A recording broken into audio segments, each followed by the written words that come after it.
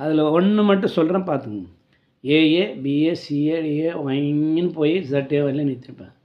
அதில் ஏன் இஏவை ரவுண்ட் பண்ணியிருப்பேன், ஐஏவை ரவுண்ட் பண்ணியிருப்பேன், ஓஏவை ரவுண்ட் பண்ணியிருப்பேன், யூஏவை ரவுண்ட் பண்ணியிருப்பேன். நல்லா பார்த்துங்க. ஏஇஐஓயுன்றது தான் வந்து வவல்ஸு. அதில் ஏ விட்டுருப்பேன். ஏன் விட்டுன்னு அப்புறம் விஷயம் சொல்கிறேன். ஆனால் ஈயை பண்ணியிருப்பேன், ஈக்கு அப்புறம் ஐ பண்ணியிருப்பேன், ஐக்கு அப்புறம் ஓ பண்ணியிருப்பேன், ஓக்கு அப்புறம் யூ பண்ணியிருப்பேன். 5ல் 1 விட்டேன். ஃபஸ்ட்டு லெட்ரு ஏஏ விட்டேன். ஏவை ஏன் விட்டேன்னு அப்புறம் விளக்க சொல்கிறேன். மீதி 4 காட்டிருப்பேன். அதை வந்து சேர்க்கக்கூடாது. நான் எழுதுகிற பேருங்களில் எல்லாம் ஆவிலே வரும். இதை என் ஷார்ட்ஸ்லேயே போட்டுருந்தேன். நான் சொல்கிறேன் பார்த்து. பாபா ஸ்பெல்லிங்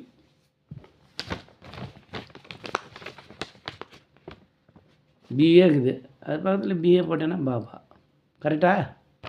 இங்கே பாருங்க, அது பக்கத்தில் சிஏ இருக்குது. உதாரணத்துக்கு சொல்கிறேன். Canada C A N A D A Canada. Canara bank C A N A R A Canara. Mala M A L A. Kala K A L A. Vanaja V A N A J A. Saravana S A R A V A N A Saravana. நல்லா கேட்டுக்கோ. விஷயங்கள் எப்படி வந்து பாரு. எதுலேயும் எம்மு இன்னுன்னெல்லாம் முடியல. ஆவிலே போய்ங்குது. ஆவல் தொடங்குது, ஆவல் முடியுது. கரெக்டாக? ஆலையா ஏன் ஏவை விட்டுட்டு நான் வந்து ப்ராக்கெட்டில் போடல, இந்த மாதிரி ரவுண்ட் பண்ணலன்னா ஆலையா ஏஏ வரும். ஏஏ எல்ஏ ஒய்ஏ ஆலையா. அப்போ அந்த ஸ்பெல்லிங் உதவுது. அதனால் நான் ஏ ரவுண்ட் பண்ணல. மீதியெல்லாம் உதவாது. ஏன்னா போய் எடுத்து பாரு, உச்சரிப்பில் மாறிடும். ஆன்னு வராது உச்சரிப்பு. ஈயை கூட ஏ போட்டு பாரு, எப்படி வரும்? மாறிடும். ஐயா கூட போடு, மாறணும். ஓ கூட போடு, மாறும். யுவா கூட போடு, மாறும். அதனால தான் ஏ விட்டேன். ஐடியா புரியுதா? நீ இது எதை ஒன்றா எதை கூடனா இந்த 2 எடுத்து இதில் போட்டேன்னா எதனா வருமா? வரும். எங்கேனா வரும். சரி, பி ஏக்குது, இங்கே என்ஏக்குது, இங்கே பக்கத்தில் என்ஏ சேர்ந்து வருமா? பானா. பானானா நான் பானா காத்தாடி இங்கிலீஷில் எதுனா நான் பானா. இதுதான் ஸ்பெல்லிங்கு. நீ இது உள்ளே இல்லாததே இல்லைன்றன. இது உள்ளே இல்லாத ஒரு வேர்ல்டில் நீ காட்டினா முடியாது. ஏபிசிடிக்குள்ளே இருந்து தானே ஃபார்ம் ஆகிக்குது. அதை தான் நான் 2 தடவை போட்டு வித்தியாசமாக குழந்தைங்களுக்கு புரியணுன்றதுக்காக காட்டுறேன். நான் சொன்னேன்னா இப்போ வந்து ஆச்சரியப்படையும். இங்கிலீஷு என்னை பொறுத்த வரையிலும் ஏபிசிடி கேபிட்டல் ஸ்மால் லெட்டர் நடத்தி முடிச்சோன்னா அதுக்கப்புறம் வேர்ட்ஸுக்கு போனாங்கன்னா கேஸ் போட்டு நிறுத்திடுவேன். ஏன்னு கேட்டால் வேர்ட்ஸ் போகக்கூடாது. ஃபஸ்ட்டு இதை கொடு, இது மெர்ஸு ஃபஸ்ட்டு கிளியர் பண்ணு, அதுக்கப்புறம் வா. 2 லெட்டர்லேயே 1000 வேர்டு இருக்குது. அப்போ இதை தெரிஞ்சுக்கிட்டாம இதில் தான் 10 லட்சம் வேர்டு இருக்குதுன்ற நான் பேர் சொற்கில். அப்போ எழுதும்போது அவனுக்கு ஆட்டோமேட்டிக்காக தெரிய வரையும் நிறைய இன்ட்ரெஸ்டிங் நாலேஜ் வளரும். இதை மறைச்சி போட்டிங்களே நீங்கள். எத்தவனே ஆப்பிள்ன்ற அவன் எங்கடா குழப்பிங்கன்னு ஸ்பெல்லிங்கு இது பண்ணுறான். இது அப்படி கிடையாது. இதில் எழுதுனே அடுத்தது வேறு மாதிரி போனால் கூட அந்த ஐடியா வரும் அவனுக்கு. அதனால் நான் சொன்னேன். எதுக்காக சொல்கிறேன் தெரியுதா?